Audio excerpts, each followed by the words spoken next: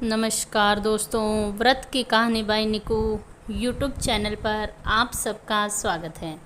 दोस्तों, कल 27 मई को शनि जयंती के अवसर पर मैं आपको शनि जयंती व्रत कथा सुनाने वाली हूँ।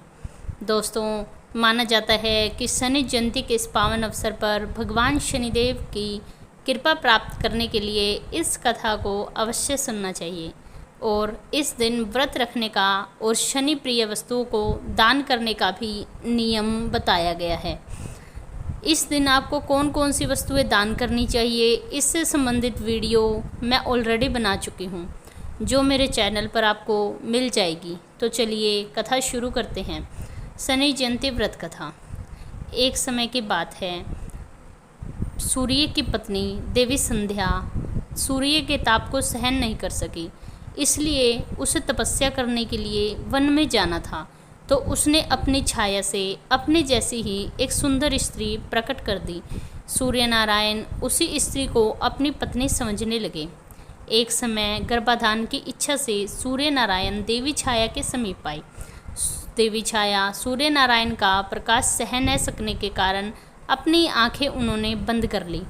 उसी समय कुछ समय पश्चात वो गर्भवती हुई और उन्हें भगवान शनिदेव पुत्र रूप में प्राप्त हुए। भगवान शनिदेव श्यामल वर्ण यानी कि काले रंग के थे। उन्हें देखकर सूर्य नारायण ने बहुत तरह से माता छाया की अवहेलना करते हुए उन्हें कहा कि यह पुत्र मेरा नहीं है और तुम मुझे बताओ कि यह पुत्र किसका है। इन बातों से माता छाया को बहुत आघात हुआ और भगवान शनिदेव भी अपने पिता के दुश्मन बन बैठे। इसके पश्चात माता छाया ने भगवान शनिदेव को वन जाकर तपस्या करने की आज्ञा दी।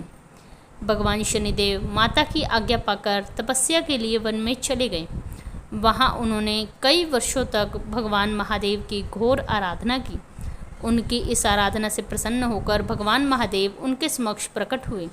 शनिदेव ने अपनी सारी व्यथा भगवान महादेव से कही कि सूर्य नारायण उन्हें अपना पुत्र नहीं समझते और उनकी माता ने तपस्या के लिए उन्हें वन भेजा ताकि वो सूर्य नारायण से भी अधिक पूज्य बने और बलवान बने। उनकी इस इच्छा को सुनकर महादेव ने उन्हें वरदान दिया कि आज से तुम इस संसार में कर्म फलदाता के नाम से जाने जाओगे। लोगों को कर्मों का दंड देने का कार्य मैं तुम्हें देता हूँ।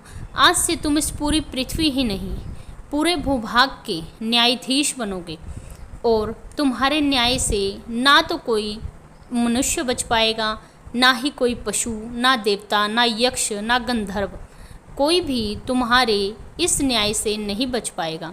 तुम सबके कर्मों के अनुसार उन्हें दंड देना और उनका न्याय करना।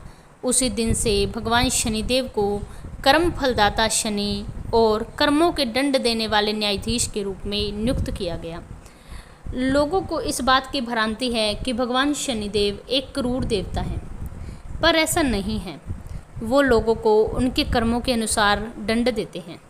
यदि मनुष्य के अच्छे कर्म हैं तो शनि की साढ़े साती और ढैया भी उनके लिए बहुत ही अच्छे अवसर लेकर आती हैं, क्योंकि वो तो कर्मों का दंड ही देते हैं।